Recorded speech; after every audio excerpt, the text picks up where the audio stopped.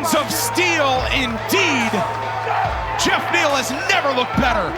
The tougher the opponent, the more you're going to get out of me, you know what I mean? Geoff, hands of steel, Neal!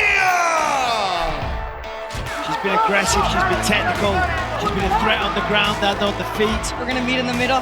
Let's do it, let's bang. Mackenzie Dern!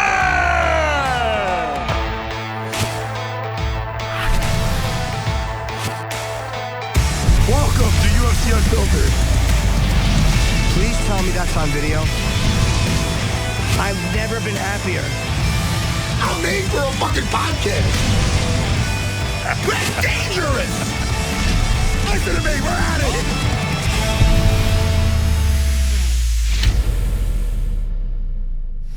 it. All right, welcome to UFC Unfiltered. Matt and I are going to chat just for a moment and then bring in our first guest. Matt still has that beautiful hotel painting. Yes. Behind him in Orlando. Painting. I'm going to stick my head out of frame to give my kisses goodbye to my kids. Yeah, okay. Quick. Sorry, they're going to university. Okay.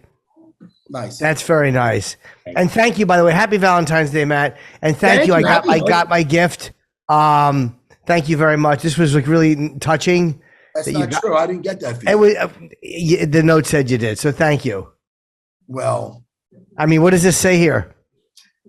What does it say? Hopefully nothing sick. No. To my Jimmy from Maddie. You wrote that. I did not. I don't write that. That would be weird if I wrote it. But I wanted to thank you. That's how I know you're full of shit. You don't like being called Maddie? No, I don't like being called Maddie. Do you like when I call myself a chatty Maddie? I hate it more than terrorism. We also have Mackenzie Dern. Let's bring in Geoff Neal. He hasn't been on with us in 4 years or 5 years. I cannot believe how long we've been doing this podcast. We love Geoff Neal. Fuck yeah.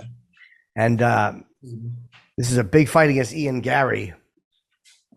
Oh, shit. There it is. There he is in the sauna. Hey, Geoff. How you doing? Hey, how you doing? Doing good. How you doing? Hey, we're going to help you get through this, Geoff. Okay. Yeah, no, for real. It's going to help you get through. I mean, we bullshit for a little bit. You make the weight. You thank us when you win the fight. Sorry. Hey, man. How long you been in there, and how long do you have to stay in there in one shot? I've been here 6 minutes. I'm going to stay until the interview's over.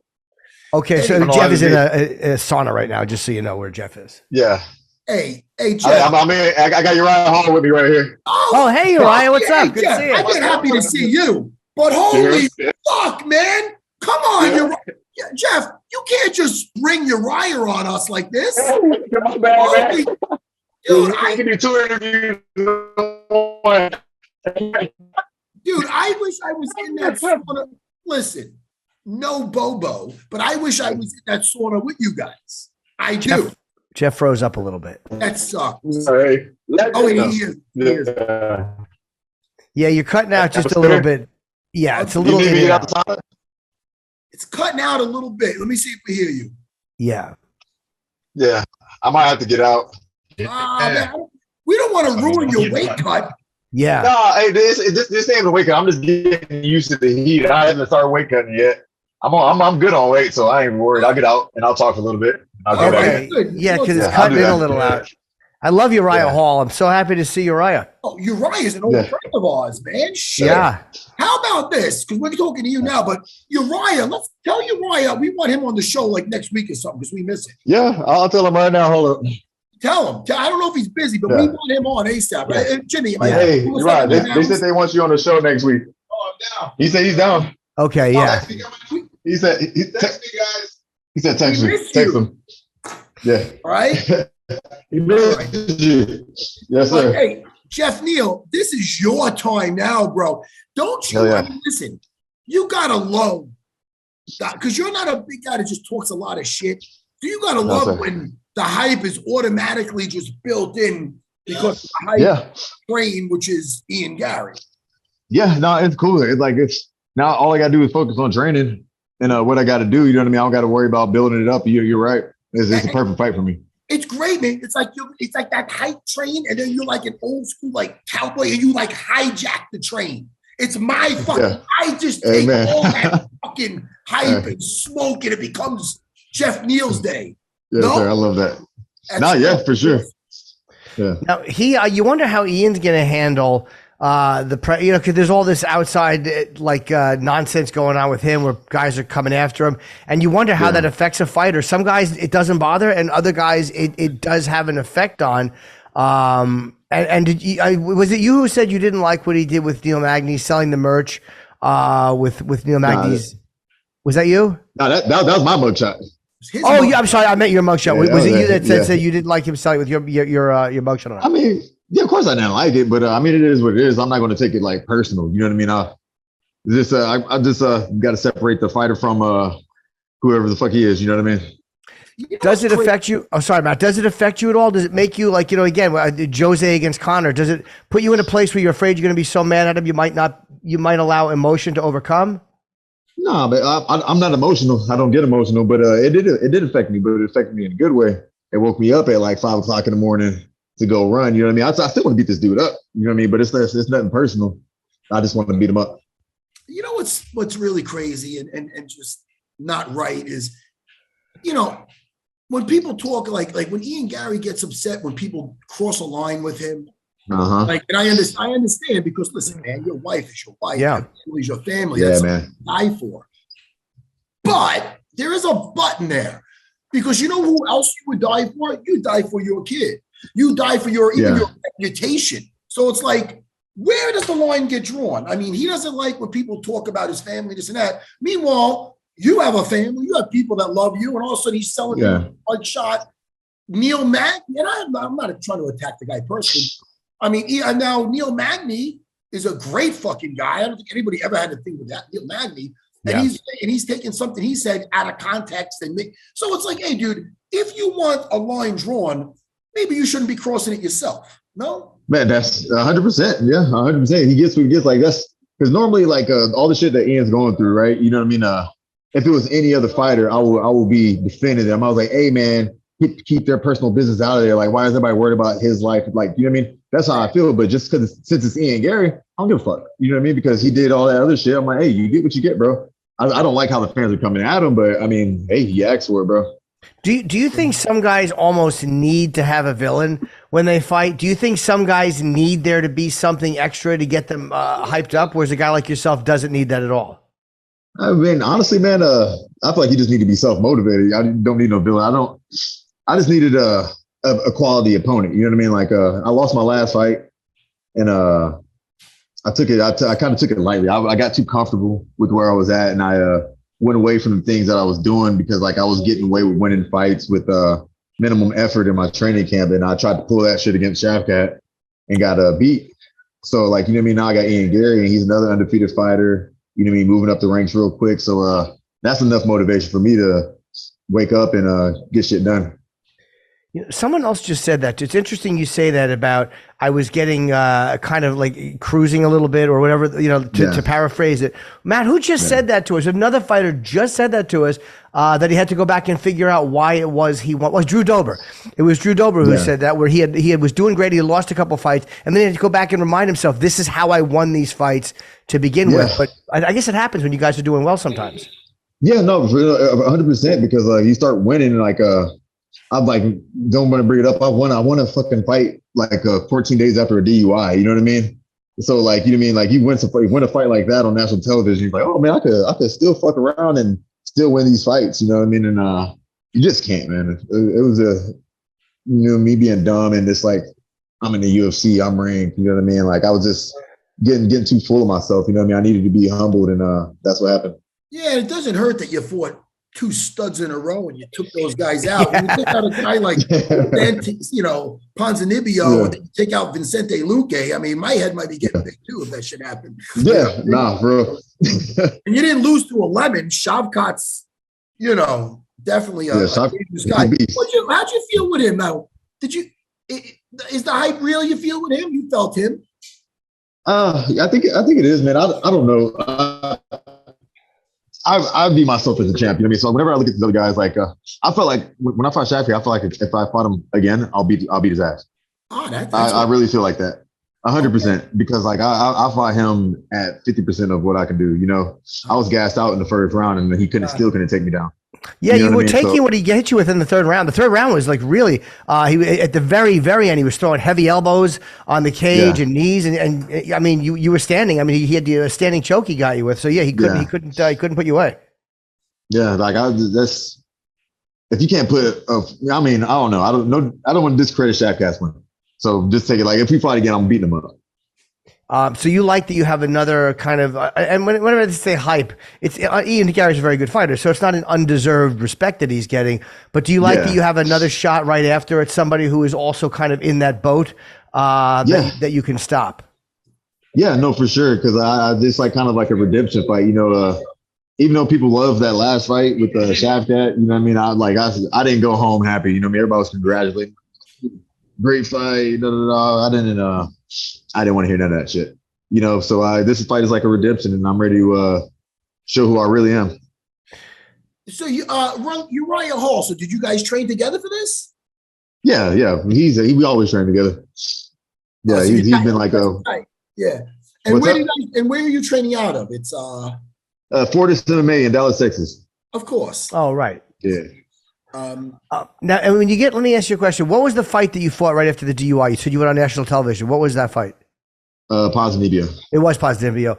And does that experience change you at all? Does it kind of like go, hey, man, I gotta, sometimes something happens to us that just kind of we realize like, hey, I'm making mistakes that could have been a lot worse. I'm glad this happened.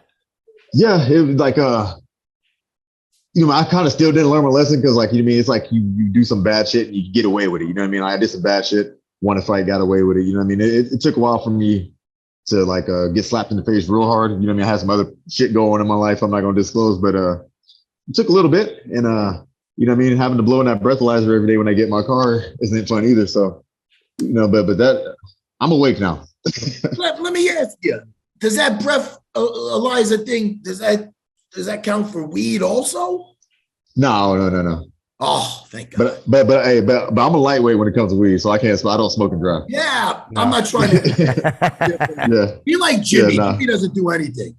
My addictions come out in other ways, though. So believe me, I'm not a picture of spiritual health either. I just don't drink or do drugs. But if there's porn on, believe me, I'm going to throw my back out watching.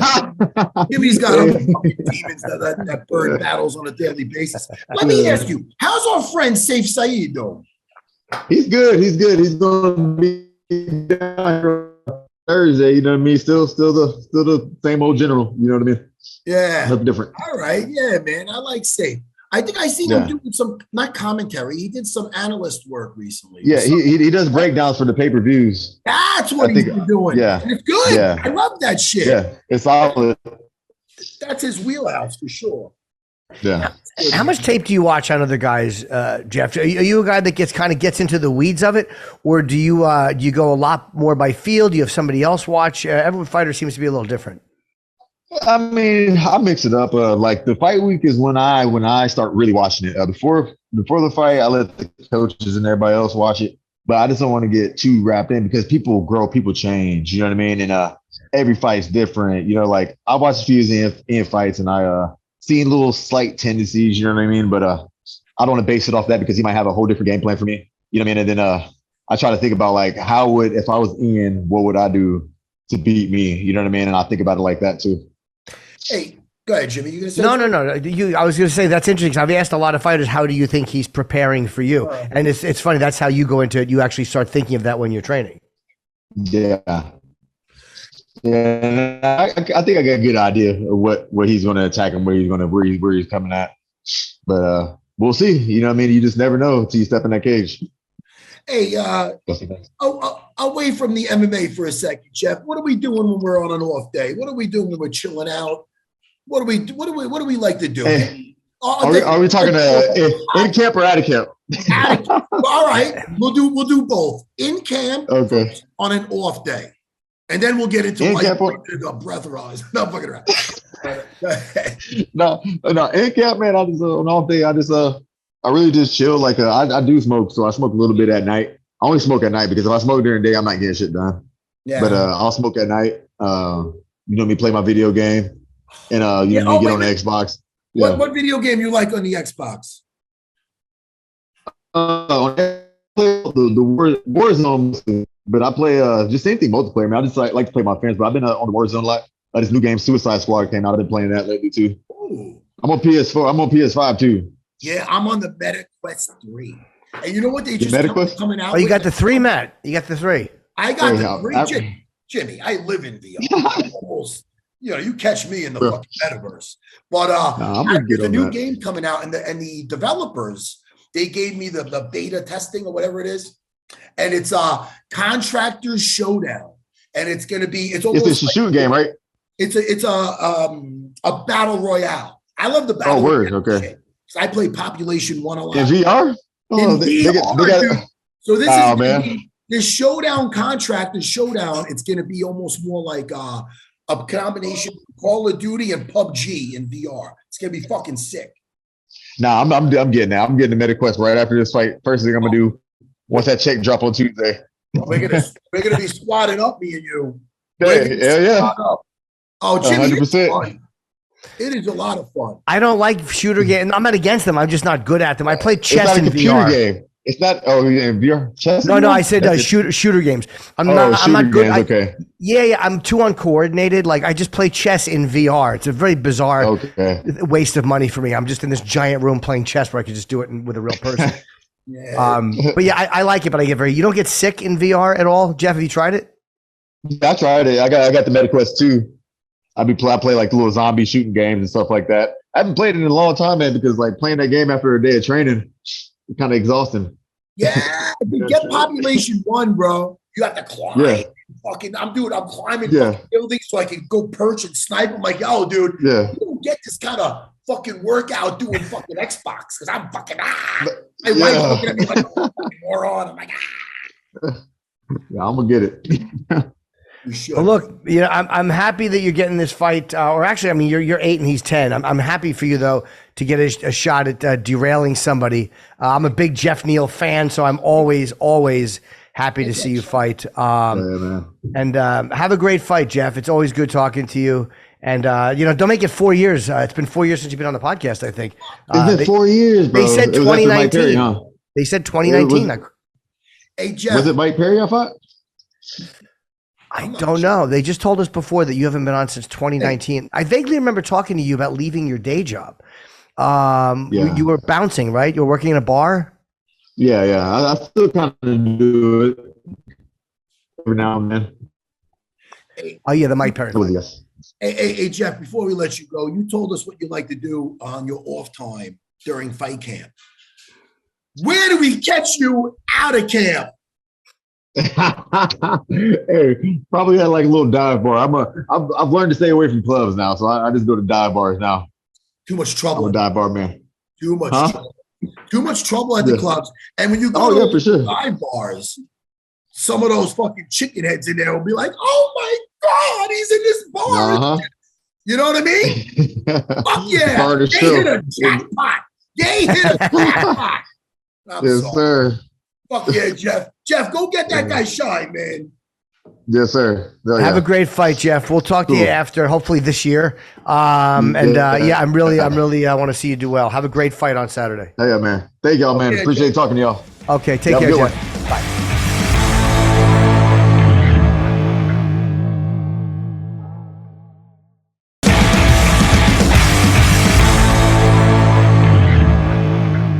So what we're doing right now, before Mackenzie Dern comes in, she has a very, very interesting fight coming up against Amanda Lemos on Saturday. Let's do a few of the picks. UFC 298. It's February the 17th in Anaheim. I cannot wait for this fight. You want to start with the opening fight of the card? Roman Kopylov against Anthony Hernandez. Roman has looked really, really good. I know Anthony is ranked and Roman isn't, but I say that Roman is going to win this fight. How is he going to win it? Let me just think for a second, Matt. Let me see what his last. Think about it. Why am I not getting my rundown? I'm not getting it. I got mine. Send it to me again. The rundown. It's not opening for me. Let me see, buddy. Not the latest. He's on a 4-fight win streak. 4 straight knockouts. I am going to take, and I know Anthony Hernandez. Let's see what his last couple of fights were. I probably should have done this before the show, but being stupid and lazy, I did not. I was too busy enjoying. Also on a 4-fight win streak. His last fight was against Shabazian. Beat him with a TKO in the third. Mark-Anthony Barrio. Very tough fight. I tell you, I think I'm comfortable taking Roman Kopylov. I think he wins this fight. I think he stops Anthony Hernandez. I think he stops him either in the second or third. So that's my prediction for the first fight. Roman Kopylov over Anthony Hernandez. Well, listen, I understand where you're going with that. Yeah. Where I'm going to go with it, I'll tell you where I'm going to go with it. And I just thought it's not that I like to be different,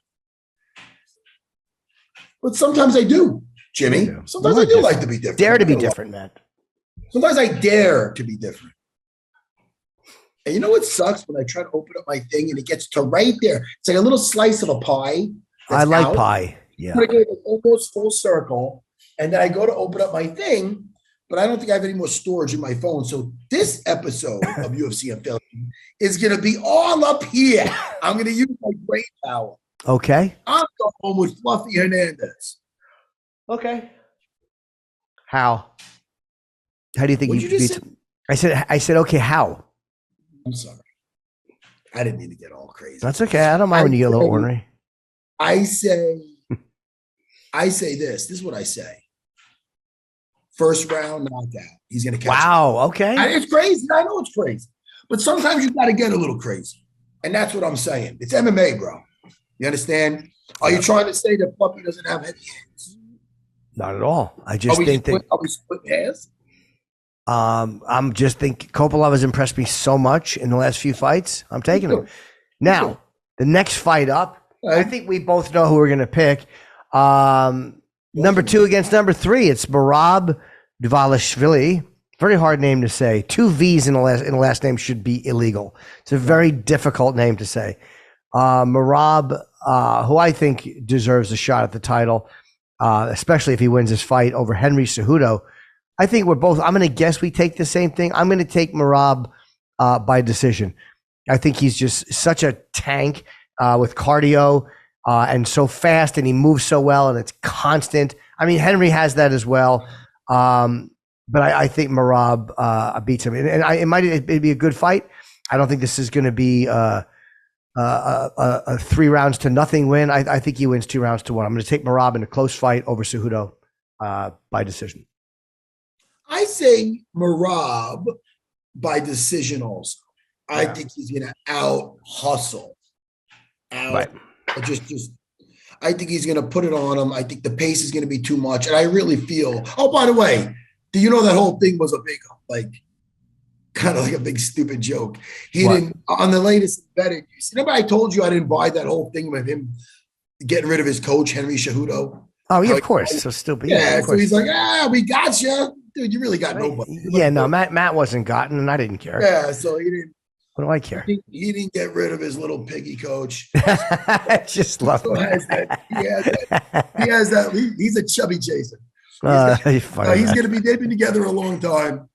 So Coach Porkbite is still with Henry Cejudo. You know what I mean? Okay.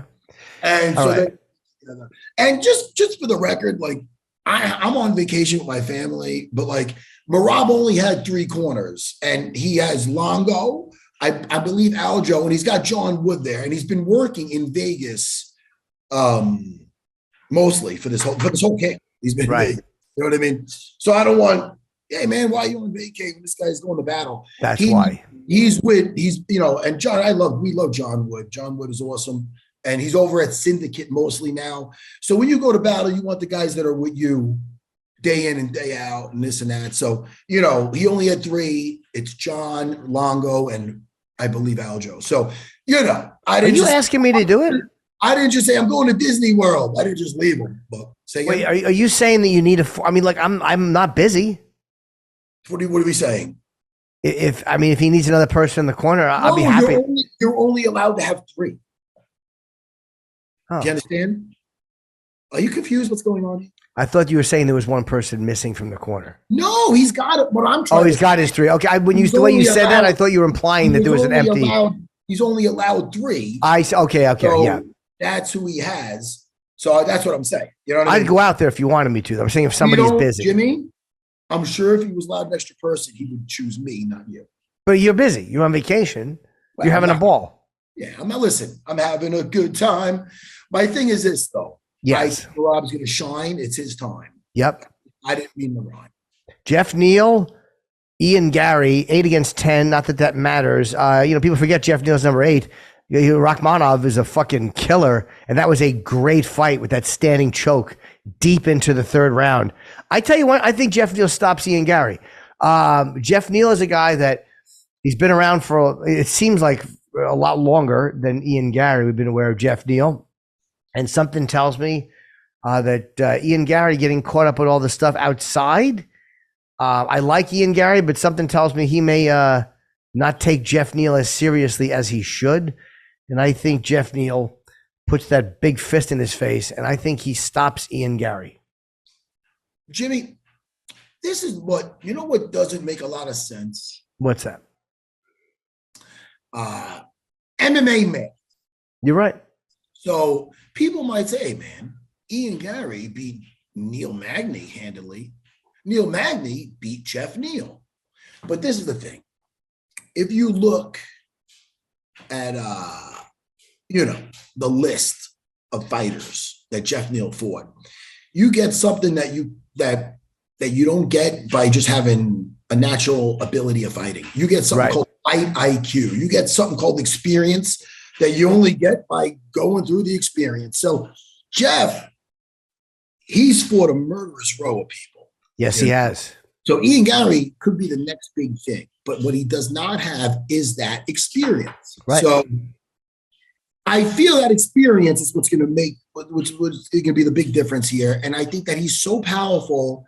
And if he's truly channeled in and did the right thing, and being with Saif Saeed, Uriah Hall, and that crew, I feel he did. So I think it's going to be, I agree with you, Jimmy. It's not that I want to agree. I don't want to disagree with you. No, I know what you're saying. I like when you give me 2 thumbs up on my whole podcast ability. Right, Jimmy? Yes. Oh, you're trying to say Mackenzie Dern is here? She is in the waiting room. Apparently. I didn't know that either. But really quick, I say Geoff Neal, 2nd round stoppage. Yeah, I'm kind of leaning towards that too, or maybe in the 3rd, but I do think Geoff stops him. Right. I say 2nd, you say 3rd. Yeah, I'm okay with 3rd. Let's bring in Mackenzie Dern, who's been on this podcast quite a few times.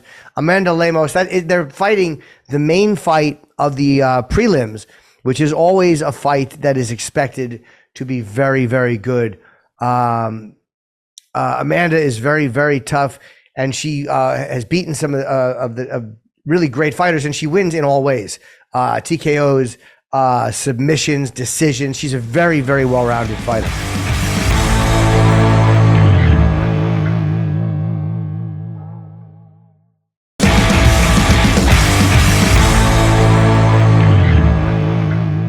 Hi, Mackenzie. Welcome back.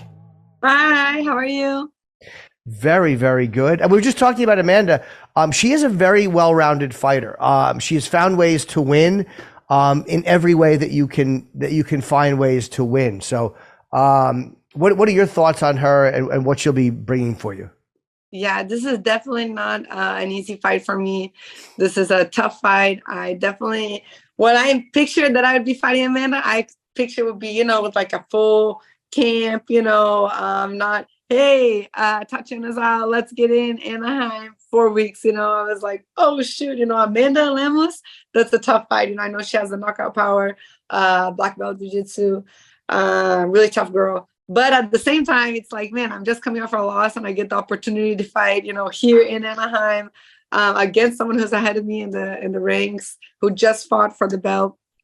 So it's like, man, there's at the same time, no way I could say no to that, and I kind of feel it's a little bit similar to Jessica with that knockout power, but one thing I did see with her fight, I saw live in Boston against Zhang Weili on the belt, was Zhang Weili did like out grapple her, so for me as a grappler, I'm like, that's my road, you know, that's my road right there.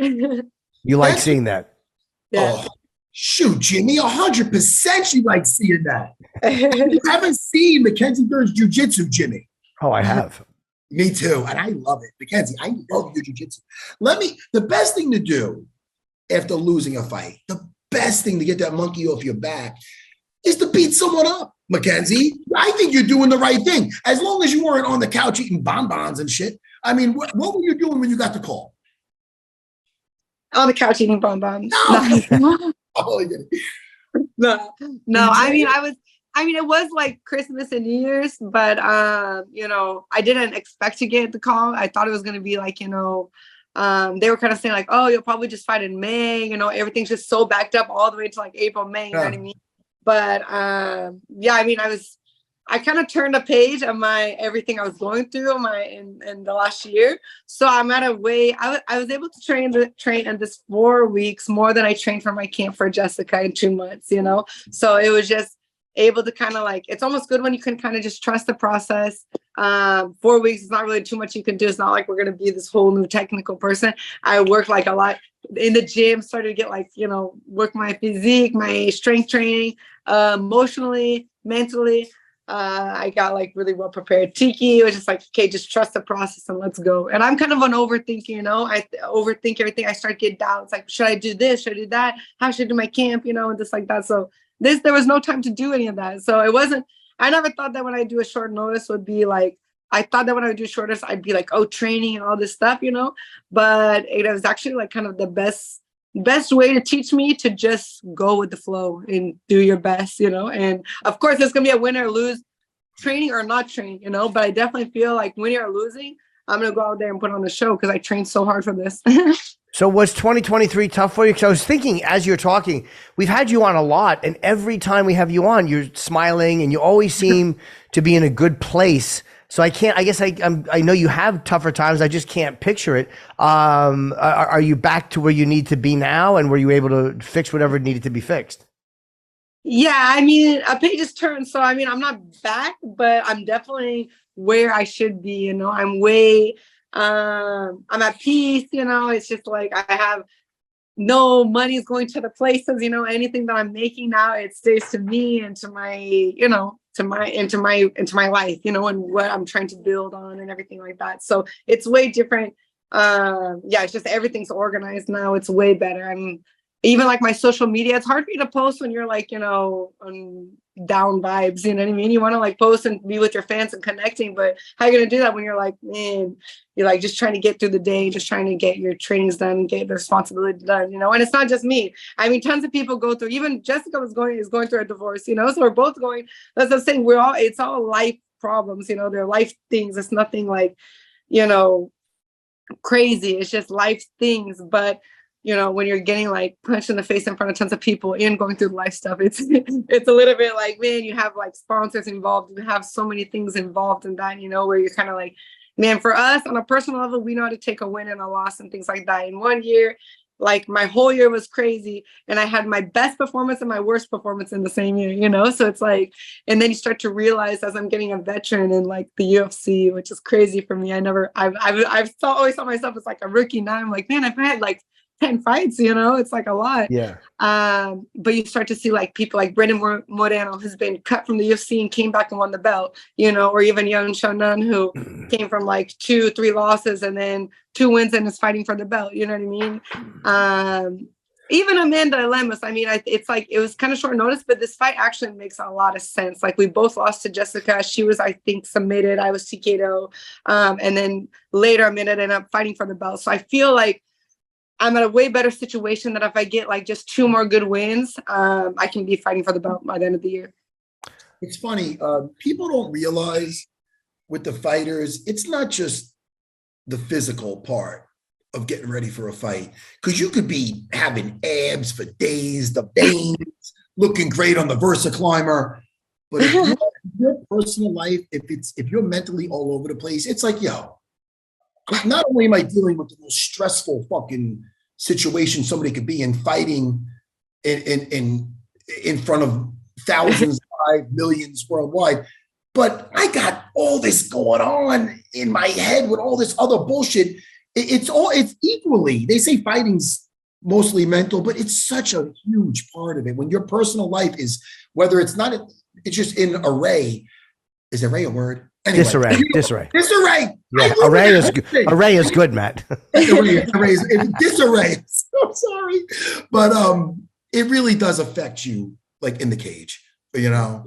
So I feel what you're saying there, Mackenzie, because you know I know what it's like. You know, Jimmy, Pat, picture of your personal life's disarray, and you got to go and have a live fucking Netflix special. Well, for me, the worse that's the advantage of being a comedian is the worse my personal life is, the better I am on stage because I can just talk about it. I just tell everybody what's wrong with it. So for me, it works just the opposite. I'm in trouble when I'm happy. Like when life is good, my jokes suck. So I guess it works just the opposite. Are you good, Mackenzie, at turning it off? Like when you're training, are you, because if you said you're a bit of an overthinker, like, so do you let yourself turn that off and just train, or does it kind of seep in just anything in life? It seeps in. I'm definitely, I don't know if it's me being a woman. I don't know how it is for the guys, but I'm totally, you know, you can definitely feel like in my trainings, what my vibe is at home, you know, that, oh, Mackenzie's been fighting, or Mackenzie's, you know, on good to, you know, Mackenzie is rested, focused, you know, you can definitely, my emotions come in, you know, and can be good, can be bad, can be even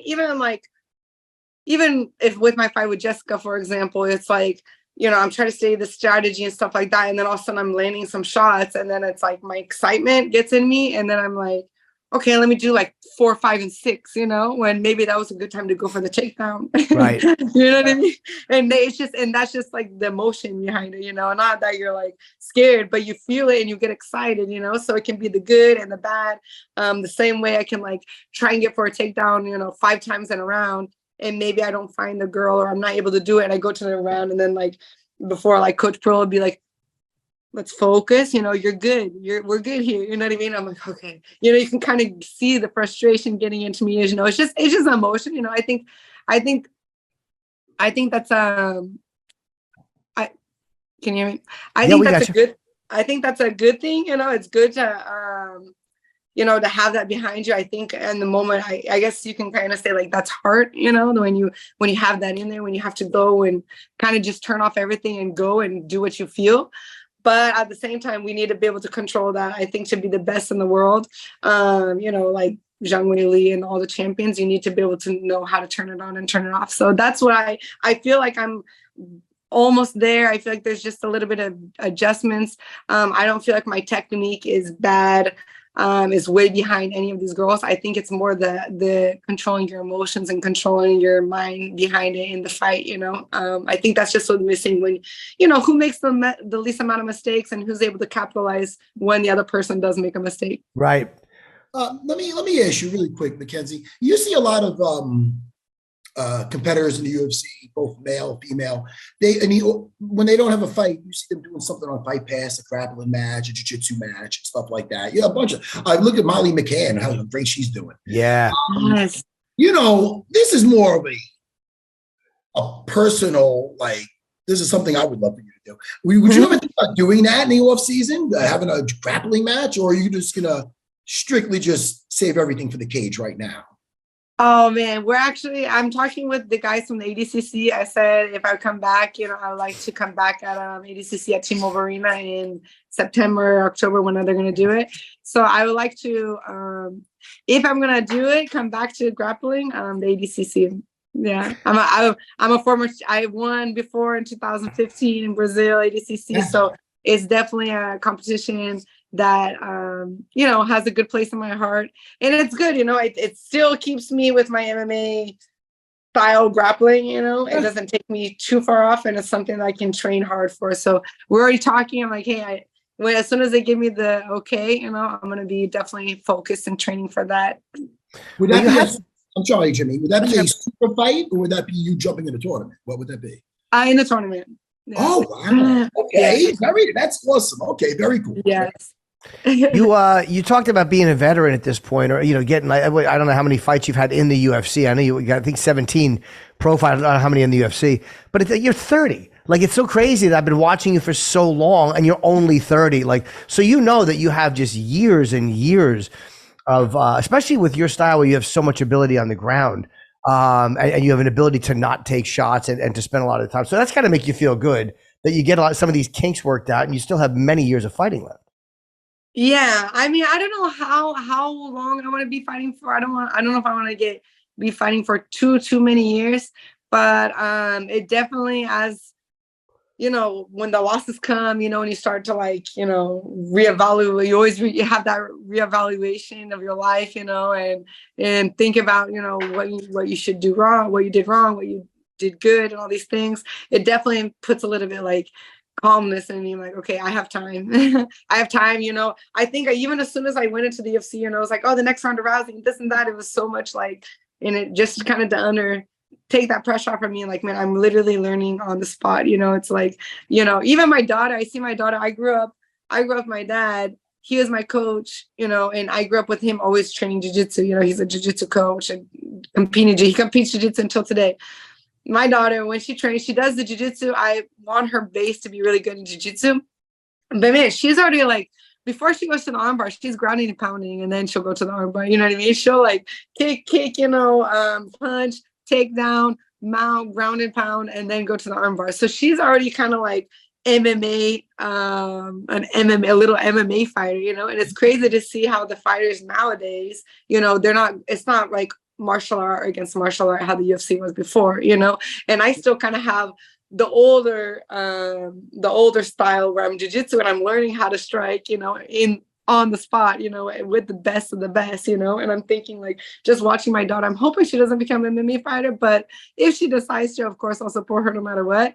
I'm seeing her already, she already know, the cage work. She'll be 12, 13, already know, everything, ground and pound, cage, the whole MMA as a sport, so it's really cool to see how it's fighter against fighter. MMA, it's its own sport now.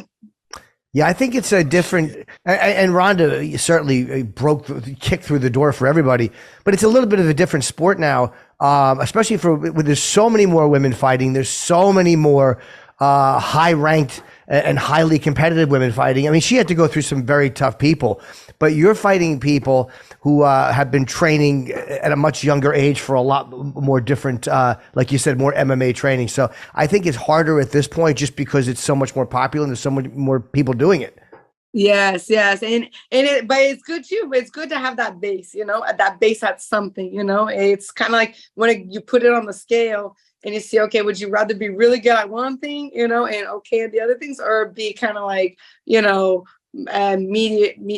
mediocre, mediocre at a little bit of everything, so it's kind of we're in the mix of these generations where we're all mixing it up, and so it's really fun, and I'm just enjoying the process. It's like you said, I'm 30. I fought Jessica Andrade, who's 31, and she was the first Brazilian to ever be signed to the UFC. You know what I mean? And it's she's just like Amanda. She's fought 135, 125, 115, and I'm thinking I feel like she's so much older. But we're right. The same age, and she just has so much experience in the UFC, you know what I mean? So definitely I think my jiu-jitsu competitions helped me on that. But yeah, it's just learning on the spot, it's people ask me, oh, why do you think you're win, lose? It's man, because I'm fighting with the best of the best, you know what I mean? And it's just you're losing to great fighters. You're losing to very good fighters. You're not losing to bad low-ranked fighters. You're losing to the best women in the division. Yeah. Well, Mackenzie, look, you're the main fight of the prelims. And again, Matt and I always talk about that. That means the UFC expects this to be a really good fight because you're what's going to push people into the pay-per-view. So this is always a highly anticipated fight. So good luck on Saturday. I'm glad everything in outside of the cage is working itself out, and you can focus a little more on what you need to.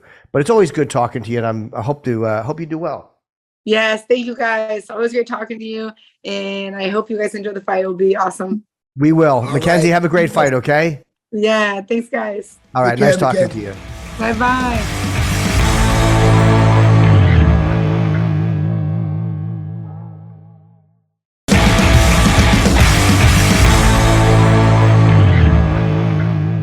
I hate to think of her sad. She's such a nice person. I could relate. I mean, Jimmy, when you think about stuff like that, well, maybe it's different from comedy because you could use it and turn it. When you're fighting, I'm sure it's of course. When I'm at the academy, when I go to my school, I'm so like upbeat there because I love it there. I have such a good time there, and I have a good crowd there because I'll just bounce it I don't like. But if I'm like when a friend dies or something, I don't go there. I try to stay away because I don't want to. I'm so upbeat that I don't want to bring everybody down. Like, you know what I mean? Like if I'm in there, like, So I get it. It's not the same thing at all, but I understand. Yeah. You know? No, I try to be upbeat when I train a little bit. I try to be upbeat. Like today, I was very upbeat. I give names to things so they know what's coming. Like what? I just say special delivery, armbar ordered. Ooh. Somebody order up an omoplata? Is that what you say? No, I don't do omoplatas. Ooh. Not my repertoire yet. No, I'm working through some things. I'm finally figuring out a triangle. You know, Saturday out here, I'm going to watch the fights, of course. And of course. But I'm also going to stop at my buddy. He's a Hoist Gracie black belt. This guy, John Burke. John Burke from Orlando. I'm going to give him a shout out. He'll like that. I know that guy over 20 years. He's a Hoist Gracie black belt. And Horion and all those guys are Torrance Gracie black belt. Sure. He's got a place called 6 Levels, you know? And one time, Jimmy, quick little story. I was in Orlando with my family, and it was was it Hurricane Sandy? It was one of those hurricanes. It was a while ago, but we were stranded here, and I was at Universal, and I ran into him, and he goes, "Hey, man, while you're stuck here, why don't you make some extra cash and do something at my place?" So I remember I did a seminar, made a little extra cash to help me out with the hotel rooms.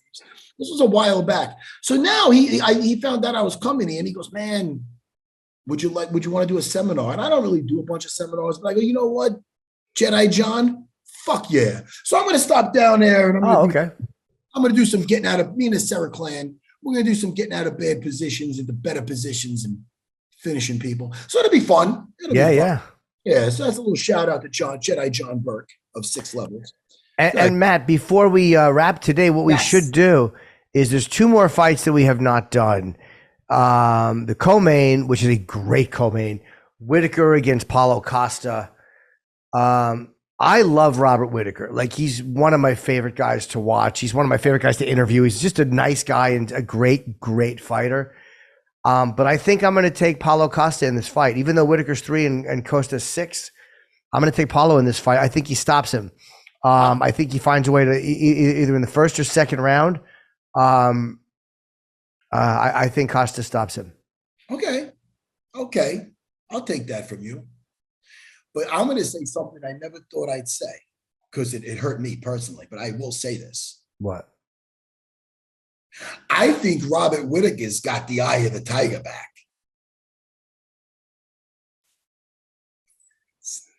Jimmy, I think Robert Whitaker has got that eye of the tiger back. That's what I think. Do you remember you asked if your internet was working? There are times where I wish it wasn't. You're a mean little bird. Jimmy, I feel that, with the current champ, Dricus, the deadly South African, okay? He took out Robert Whitaker, but Robert Whitaker's like, look, that's a hungry young monster. I wasn't hungry enough. I was just clocking in. I was doing a little, here I come, I'm clocking in to work. No, you need, say it one more time, Jimmy. Sing it to me. You need that eye of the tiger. I wish I could sing, Jimmy. I wish you could too. It's not my strong suit. It's okay. Okay. Oh, by the way, I guilted Frankie Edgar to get me back on his podcast. So I'm going to go in there like the second week of March. Me and the African Samurai. I got my buddy Manny who started training at Serra BJJ back over maybe a decade ago, smoking Newports, came in, little chubby, glasses on.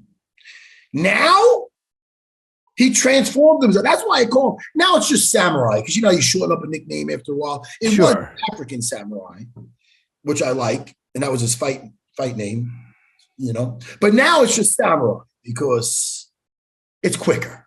Sure, I can't, every time he comes in, how many syllables of African Samurai? I can't be. It's a lot Samurai. of Samurai. Yeah. Samurai, Jedi Samurai. Yeah. He teaches at Serra BJJ. I know what I need when I go on these road trips. I need a guy to take a road trip with me. Now, the last guy to do a road trip with me to go do the Champ and the Tramp. It's Frankie Edgar and Roger Matthews. Was my buddy, the late great man, Paul the Hulk Harrison, who was a Jim Norton fan. I know. I met him. I remember meeting him. Him and Bob Kelly had a thing, and I missed the Hulk so much. So me and the Hulk, if anybody wants to go back and look up that episode of the Champ and the Tramp, me on there, you'll see my buddy Hulk, and he was like my Ed McMahon. He was just laughing at all my shit. But anyway, I need a guy to go with me because we have a fun time. So I'm taking Samurai with me. So we're gonna do that. But Jimmy, we got to predict the main event, please. Ilia Topuria, undefeated, 14-0, a great challenger. Volkanovski has lost 2 out of 3. Both were to Makhachev. I'm absolutely taking Volkanovski because Topuria has beaten some good fighters, but Volkanovski has fought every murderer in the division. I mean, absolutely. And he's beaten almost all of them with the exception of Makhachev. I am taking Volkanovski. I think it ends in the 3rd. I don't know how it ends, and it could go to decision, but I'm taking Volkanovski in the 3rd. See, my thing is this. I don't want to say my heart is with Volkanovski because I really, have you ever met Ilya? No. Or I've actually never met Alexander in person either. I've seen him at events, but we've only talked on Unfiltered. Well, I think these Georgians are fucking just great people. I mean, they're just so great. They're warriors, but they're just such sweet people. So it's like, and he's buddies with Marab. And so it's like, you know, it's not that I like one guy better. Sure. This Ilya, he seems really just like on a mission. Like he's like destined to be the next best thing. You see what he ever see what he did to Ryan Hall? Yeah. I mean, knocked him out. Yeah, fuck yeah, he did. But it was the way he did it was just, he finds that target. I mean, look at his fight with Emmett Smith. Oh, Josh Emmett. His fight with Emmett Smith, yes. It was after the 95 Super Bowl. He just attacked him in the end zone. I don't even watch. How about this? I don't even watch football. I don't even know who the fuck. I couldn't even get Emmett Smith out of a lineup. But Josh Emmett, even though that was a war, this is what I'm going to say. I'm going to say Volkanovski by decision because I feel that Ilya will have his time and he could be the next best thing or big thing, next superstar of the sport. I think he feels he already is, which is crucial. Actually, should I pick against you just to be fun? I also feel that he could. They say he has a puncher's chance, but I think it's more than that. Yeah. He didn't get to where he is from a puncher's chance. But has he fought anybody with the like Volkanovski? Everything's being judged. He's fought everyone, and again, man, he literally took that fight coming off a couch versus that rematch with Makhachev. Yes. So I'm gonna say Volkanovski by decision. Okay. Okay. Yes, sir. You know why, Jimmy? Because I once said, I'll tell you in the past, I didn't root, but I voted. I picked, I should say, against Volkanovski. I did that more than once. And every time I do it, I say I'm not going to do it again. And then I do it again. I was about to do it again. I'm not going to do it again. Don't do it again. Okay. All right, Jimmy. Matt, have a great time. I'm talking, Jimmy. When I see you, yes, I'm going to pick you up. And and you're gonna think I'm doing it for the cameras. I'm gonna give you a hug. You're gonna, okay, you're gonna hug me. You're gonna give me a little half hug. All right, put me down. I'm not gonna put you down. Yes. I'm not gonna put you. No, I'm not like gonna that. put you down. It's gonna be a nice hug between friends. You got to learn to do a guillotine, like when somebody's trying to do an abduction. Yeah. When somebody lifts you up, how to grip the. All right, because I'm gonna pick you up. All right, Jimmy. I hope you like your bear. I'm only. I do. Thank you. And want to plug the fights this weekend? Yes, tonight, 7 p.m. I'll be at the Fat Black Pussycat. And if you want to see my podcast with my wife, go to Nikki and Jim NYC. We have our first episode up. We're working on it, and on YouTube. And of course, the fights are this. What a fight this Saturday in Anaheim, 298. It begins early. Prelims are 6:30. The prelims are 8 p.m. Don't forget Mackenzie and Amanda Lemos on that fight as the main fight. Main card starts 10 o'clock. What a great fight. Hernandez against Kopilov, and it goes up to Volkanovski Topuria for the featherweight championship. Fucking Whitaker Costa, an incredible co-main. Geoff Neal, Ian Garry, Marab against Cejudo. Great card. I'm very much looking forward to this one. And I'll talk to you this week, man. Have a good trip. Have a safe trip. Jimmy, thank you so much, Jimmy. I can't wait to watch the fights. I will be watching the fights, and I will be talking. I'll probably FaceTime you before our next podcast. But next time I see you, I want you to show me. I'm messing up something on the head and arm choke, and I would like you to demonstrate. I'm just not putting my ear in the right position. It's so funny on my like the Facebook thing. You know, like the memories come up. It was me doing that head and arm choke to Ari Safir. That's right. 6 years ago. That was like so fucking crazy. How many years ago it was? I know. Crazy. But hey, man, miss you, love you. I'll talk to you soon, Jimmy. Me too, buddy. I'll see you soon. Say you love me back. I love you back. Yeah. Bye, everybody. Yeah, bye.